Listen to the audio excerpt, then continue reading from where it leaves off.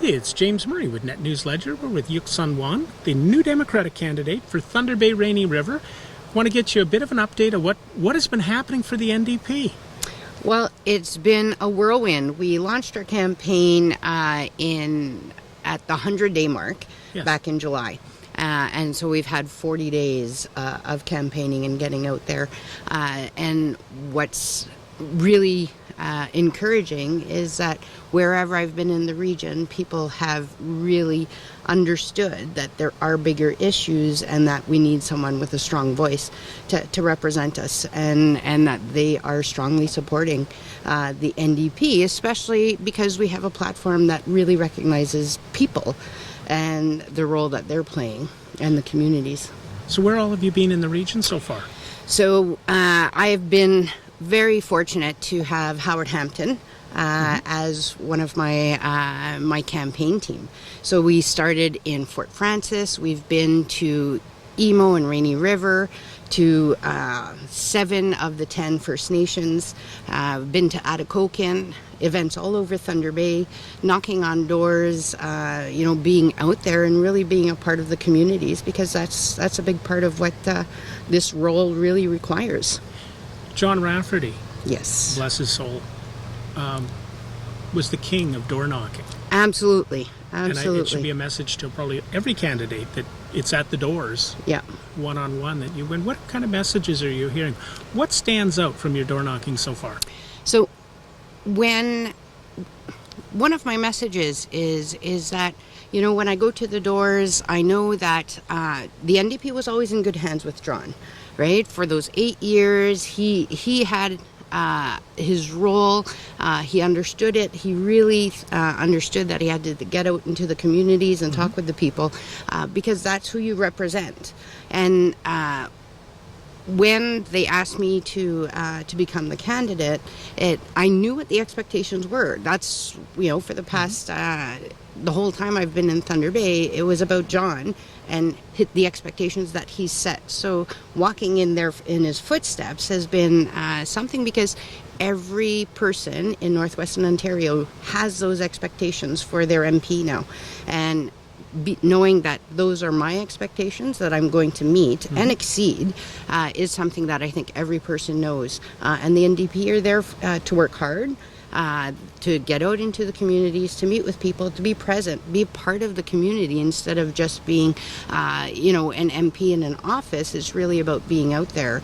John set that very strongly, as did Howard Hampton, and those are the people that I want to be like and really meet those expectations. Now, in Fort Frances, in the news lately, there's been a ton of discussion about Resolute, the property. The town of Fort Frances is up in arms over this, and the Liberal MP, outgoing Liberal MP Don Runsnick has been out this week talking that there isn't much of a federal role. What could the federal government really do if they wanted to? Well, I think one of the things that when I originally was knocking at the doors and talking with some of the leaders in the community, they're at their wits' end. They feel like they've been left alone. I mean, the MPP has been in conversations and things like that. But I think it's more than just being in a conversation or, when the heat is on, that you have to be present. So as I've been at the doors and talking with people, it's about, are you engaged during the process for 4 years, where what's been going on, and are you letting people know? And that's one of the big issues. So the federal government, even though Resolute, it's true, we can't tell them what to do. They're their own private industry and corporation. But when we're talking about a community and we're talking about one of the natural resources in the north, that's something that we need to be at the table to be doing, and really being part of a solution, whether it's finding those connections and making some suggestions, or listening to the people and seeing what they need. And if we can't affect it directly, the indirect support should also be there for the people, for the workers that have been there, for the town that's struggling right now. Luckily, the mine has picked up and helped to support the community, so that's been really good. But what's next? And that's something that we have to see, and the NDP really looks at diversifying the economy, in that we're not just a one resource area. We need to look at sustainability, at the green energy, and really getting more involved in the economy, because it can't just be about one issue that when that falls, then all of a sudden our towns fall apart and they have nothing. We need to start growing and investing, even if it's in smaller ventures, in order to build those economies bigger. Now, here in Thunder Bay, we're facing a similar, I don't know if the word crisis is as usable or an overused word, but bombardier. Yeah. You know, we've got 500 workers facing layoff just after the election. Yep. And we don't know what's going to happen with the other 500 workers. But if there's no more plants, no more contracts, you know, Bombardier's not in the kind of business where you or I could say, well, let's go buy ourselves a streetcar. Yeah. Because we don't, what are we going to do with a streetcar? This is something that governments buy. Yeah. And I know that we've talked with, you know, all levels on this, and it just seems to be something that no one has a real solution for. Well, I think part of the thing that we have to do is that diversification.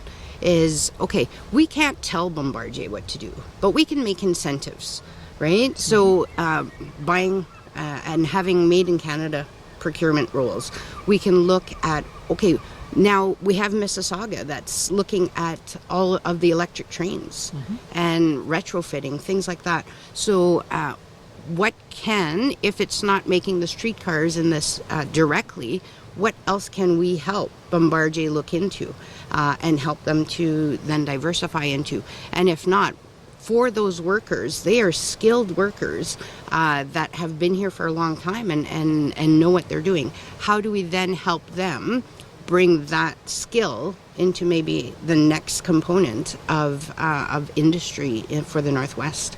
Now, one of the complaints that's been made is that the federal government did $1 billion contract for Via Rail cars that could have come to Thunder Bay. Yep. Would an NDP government have brought a contract like that to Thunder Bay? I would like to think that we would, because the NDP, the principles and the values always support the people in the communities, not the rich corporations, right? So that's been a fundamental for as long as I can remember. So in order to really ensure that something like that happens, especially if we're a majority, as opposition it's always harder. But with the majority, one of the things is that if you have a made in Canada and we're supporting our workers and our industries here, you wouldn't have that going to Germany or to Mexico for the lowest bid. You would say, no, a certain portion of it has to be made in Canada or can be finished here. And how do we keep our workers involved? Because, you know, that's the reality of how international economies are going.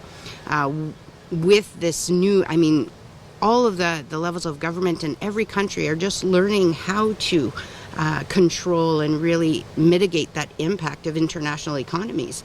So one of the things that Canada should be a leader in that and say, no, well, even though it might be a lower cost, is it quality, is it skilled work, and is it our economy that's going to suffer for a low cost?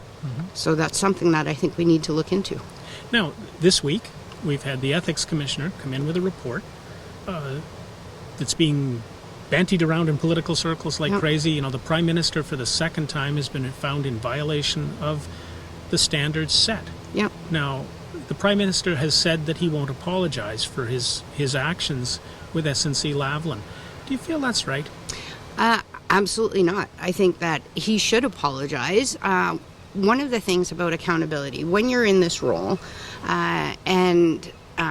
it's one thing in February to say that he didn't think he did anything wrong, but when the ethics commissioner came back and said, yes, you did something wrong, well, you can't then say, I accept your report, but not accept responsibility for it and apologize.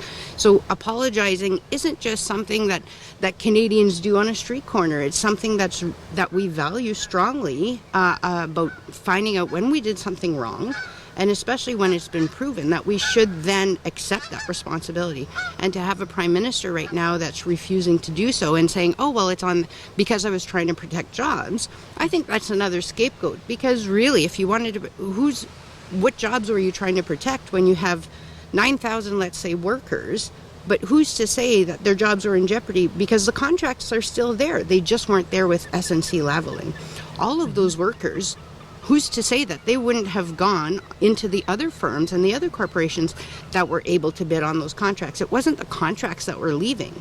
It's SNC-Lavalin for their corruption, right? That are being held accountable for their actions. So I find that his excuse was a little bit convenient, trying to play on the fact that it was for jobs, when really it was just for his reputation and the fact that he didn't want to apologize because he thinks he did nothing wrong.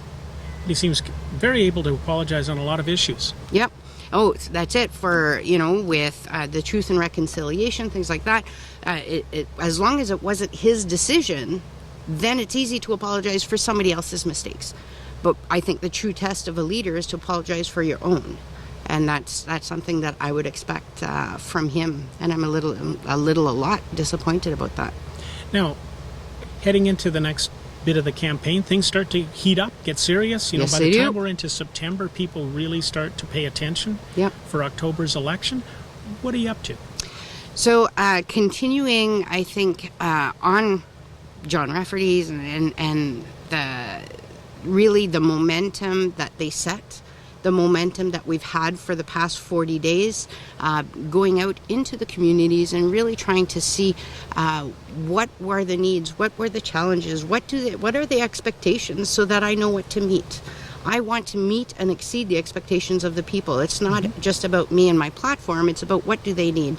As an MP, that's something that you have to do. It's not about you, it's about the people you represent. So to just continue getting out there and making sure, because, as a new candidate, it's getting my name out there, getting people to know who I am, what I've stood for. I've been, doing community engagement and education for many years, but it's a smaller circle. And to be able to bring what I value and I think what I bring to the table for community engagement and being able to really listen and respond to people, that's something that takes a lot of hard work. So a lot more doors to knock on. It's a 40,000 square kilometer riding. There's 65,000 people in it, and it's just a matter of hard work. And I think if I need to do that now for people to understand and have a candidate they can believe in, that come October, I'll keep on doing that. Thank you for the time. Thank you very much. It's been my pleasure. This is James, Politics 2.0 on NetNewsLedger. Stay tuned. We're going to have the coverage you're going to want to see.